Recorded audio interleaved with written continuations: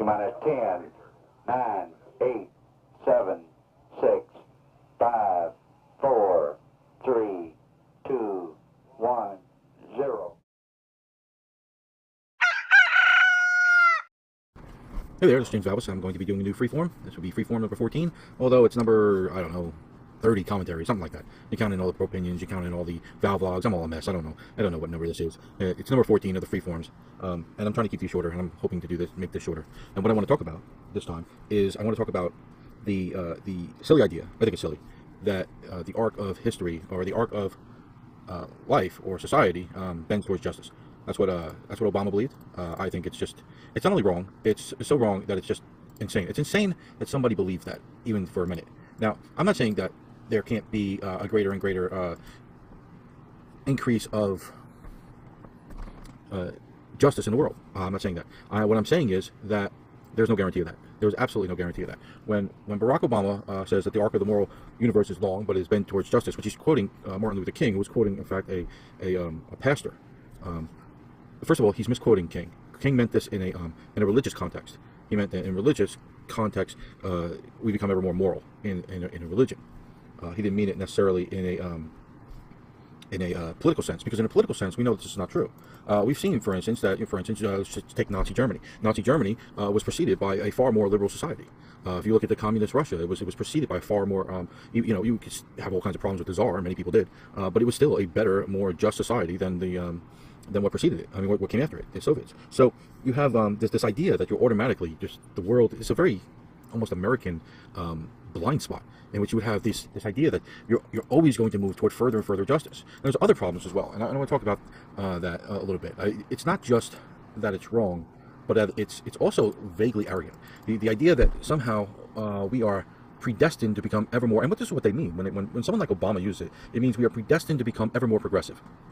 That his ideas are ascendant, and they will be ascendant forever. Now, it may be a long arc, but as we go along, his ideas will win out. There's an inevitability to his ideas. Now, when you think about that, that's absurd. That is absolutely absurd. There's absolutely no reason why he needs to win the debate over school vouchers, for instance. It's just absurd. There's no reason why he has to win the debate over a certain kind of tax program, or whether Medicare is free for everyone, or anything like that. The idea that somehow this constitutes, the right way to go, and that we will always go that way, is silly. But even if you just look at history, even the ability that we've advanced in life, we don't see an arc. What we see is a bumpy road. What we see is a lot of forward and back. You see a lot of progress, then you see regression. You see progress, you see regression. To some degree, that has indeed led to a greater amount of freedom and justice in the world. But it is not universal, and it is not necessarily permanent.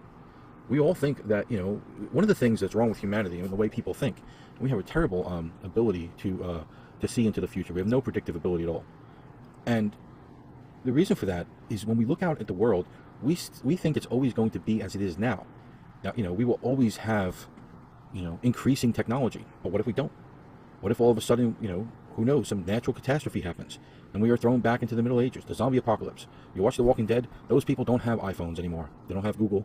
They don't have running water for the most part. They don't have toilets. They don't have, at least not, flushing toilets. They don't have, regular sanitation, and the rest of it, it's all gone. They're scavengers, living off this world that was built before, but it's all gone. Now, what if there's a limited nuclear exchange? Then you have all kinds of problems, and you think, it's almost as if Obama and a lot of people on the left never watched never read the Lord of the Flies. They've never seen how quickly mankind's inner demons and inner animal can come out. It would not take long for man to regress back to his most base instincts. That's why, in this respect, I'm a conservative, because I believe A, man is fallen. That means that there is nothing you can do to make him not corrupt. He is corrupt. And B, you have to protect against anarchy and chaos and evil. You have to conserve. But since the center does not hold, you have to hold the center. That's what a conservative means. That's what he means when he's saying what is he conserving? A lot of people think, he's conserving the old ways because he just likes the old ways and because he's afraid of the new and he's afraid of black people or something. That's not it at all. That is not it at all. You conserve because you know that what is behind the wall is not necessarily your friend. It's not necessarily your friend. You conserve that wall because you know that to take down all the walls is to open up all kinds of problems. And it just is. It's not a theory. It's not a theory. We know this. That doesn't mean that you shouldn't tear down any walls ever. That doesn't mean that at all. But it does mean that you should know darn well why you're taking down the wall. So much is wrong with the idea that we are bending towards justice. First of all, let's ask this question, this very simple question. What is justice? What does that mean? You see, nobody really mentions or defines what justice means. It's one of the things the SJWs get away with. They say they're social justice warriors. Well, justice for whom? Who do you mean? What do you mean by justice? What does that mean? What kind of justice are you warring for? You know, let's take a person gets raped. I'm not going to say a woman gets raped. Let's say a person gets raped. It could be a man, it could be a woman. All right. Now, you catch the guy who does it. Say it's a guy. Doesn't have to be a guy. It could be a female. But say it's a guy. You catch the guy who did it. Now what? Now what? Well, everybody has a different idea of now what. Everybody has a different idea of justice. So, you know, if you rape my daughter, I think, you know, I should be able to castrate you and then stab you in the heart 35 times. You know, if you rape somebody else, I might be a little more lenient. I don't know. Maybe not. I don't know. You know, but that's one person's idea of justice. Somebody else's idea of justice is, well, we really need to teach you the right way to go about being a person now, don't we? You know, and then, you know, we're going to put you in rehabilitation for a little while, and then we're going to slap you on the hand and say, now you be nice, and you go out in the world. Or somebody else is going to say, you know, you got to go to prison for the rest of your life. Or somebody else is. So we don't know what justice means. We just don't. We don't mean, and therefore there can be no real justice. Not in an absolute sense. Not in an absolute sense. We can't have complete justice. We can't. Somebody steals your parking lot in the grocery store, right? And you get out of the car and you run up to him and punch him in the face. Is that justice? No, not according to the law. According to the law, you've assaulted him. Okay, so you don't get out of the car and you don't punch him in the face. So you still had your parking spot stolen. Is that justice? See, there is no real absolute justice. So the idea that you're arcing toward this is absurd. There can never be justice for the people who were slaves in the United States. There can't be. If somebody spent their entire life as a slave, say they were a slave and they had their children stolen from them and sent to other places to be slaves, and his wife was raped by, you know, the white boys over and over again, and he was beaten practically daily, what justice can there be for that person? What are you going to do? Pay you know, some white descendant who may or may not have descended from the person who was doing these crimes is going to give some black descendant who is a product of that rape some money, and that's going to make justice? That doesn't make justice. There is no such thing as justice. In a lot of ways, we cannot get equal. We can't get equal. There is no arc toward justice, because there can be no absolute justice. There can only be two things: vengeance and forgiveness. That's it. And you either side on one or the other. That's it. That's it. Those are the two things. Now, most of the time, I think I would side on forgiveness. But I don't know if it's all the time. And it doesn't, you know, and that's just my ideas of what justice is. Somebody else has a completely different idea of justice is. You know, Barack Obama has completely different ideas of what justice is than I do. And so when he says that, you know, when somebody says that the arc of, you know, the arc of the moral universe is long, but it bends towards justice, the very first thing that should pop into your mind is, what is a moral universe? Okay? And what is justice? And that's going to be different for everybody. And so if it's different for everybody, then what does that mean? Now, we used to have some idea in our society what justice meant. But then the left came along and decided that we live in a time of relativism. Now, I'm just giving you a complete relativistic argument about justice because we live in a time of relativism. Now, if we lived in another time, I could tell you what justice was. That's why I said we should have to define it. Define what is justice. What does it mean to be just? And then that justice must be applied universally.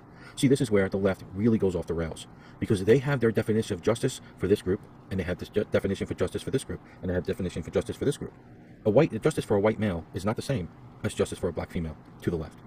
Well, you just can't bend toward that arc at all, because you have two different arcs, and they're bending in two different ways. This is why I say the left's thinking is all a muddle. They have no conception of how to think anymore. It's just lost to them. It's just absolutely lost to them. They have what I call bumper sticker brains, or bromide brains, where they think in terms like this, that the arc of the moral universe is long, but it bends towards justice, and they don't think about what that means at all. They don't inspect it, they don't question it, they just say, oh, that sounds really nice, that sounds great, let's bend toward justice. And of course they think you're bending toward their idea of justice, But then, somebody else is thinking of their idea of justice.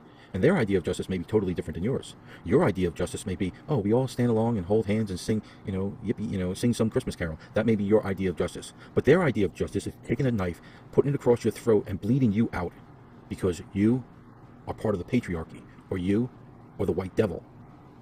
That to them is justice.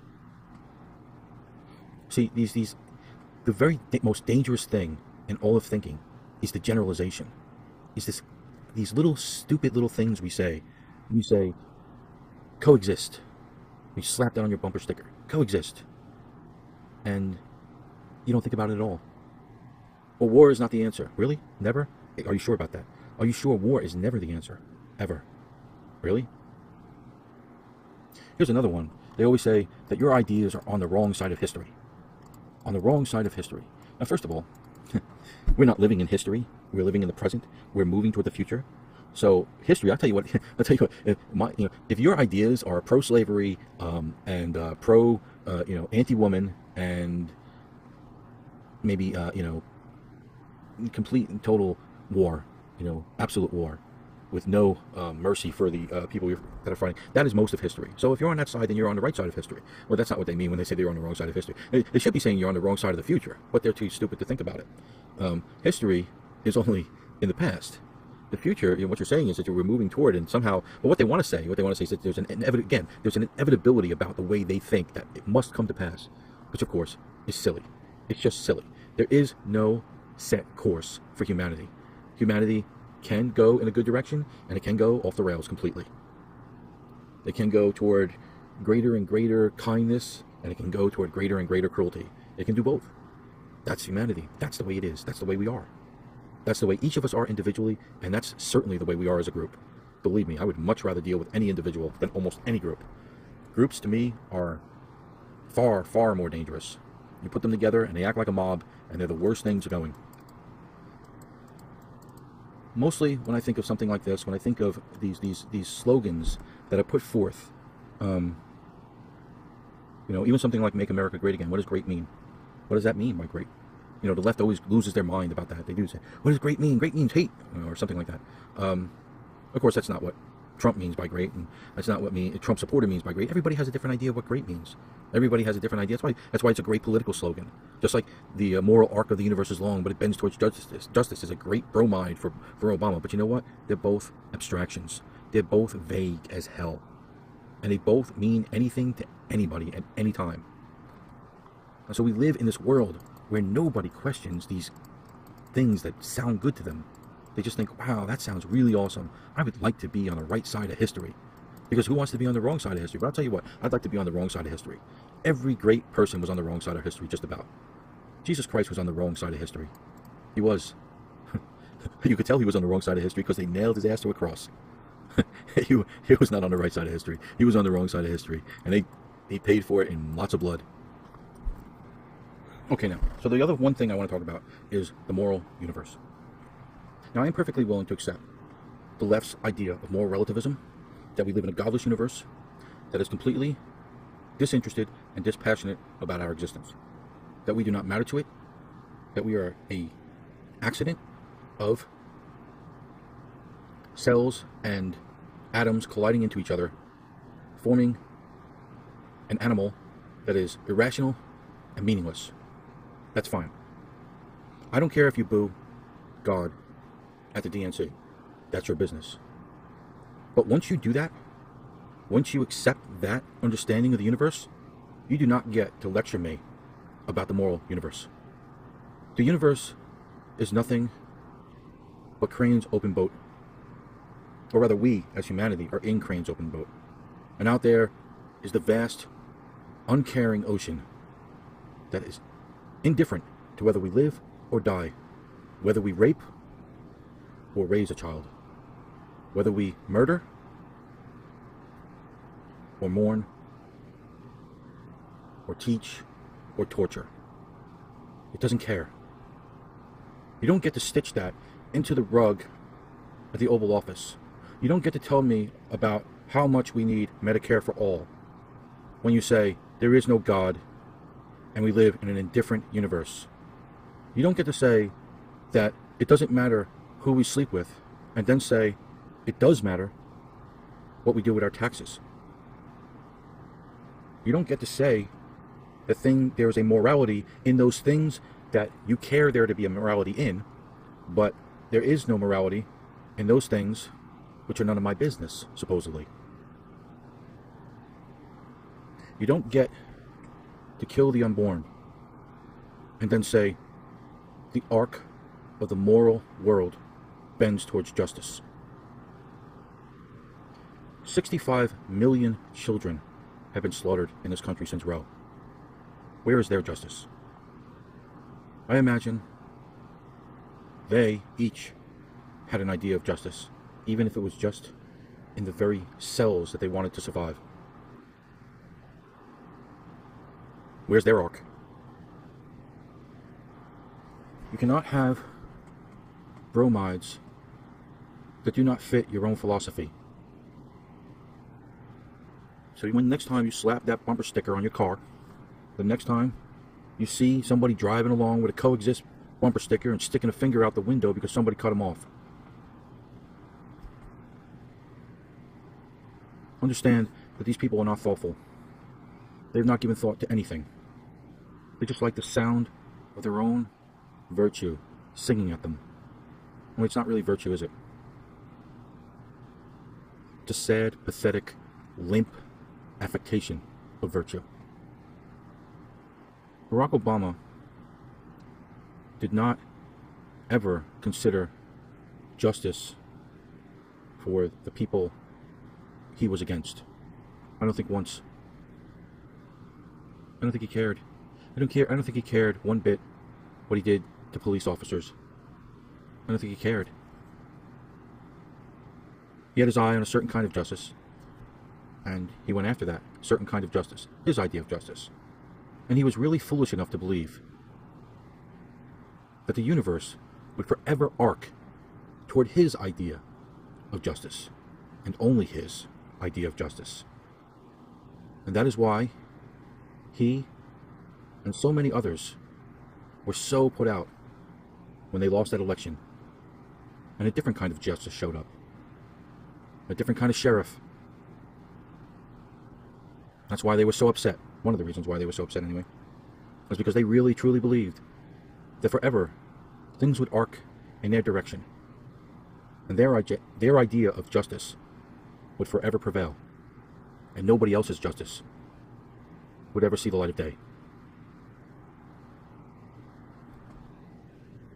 Anyway, I thank you for listening to this discussion on the moral arc and justice. Please like, comment, subscribe, and share this talk. And as always, thank you for listening, and God bless you.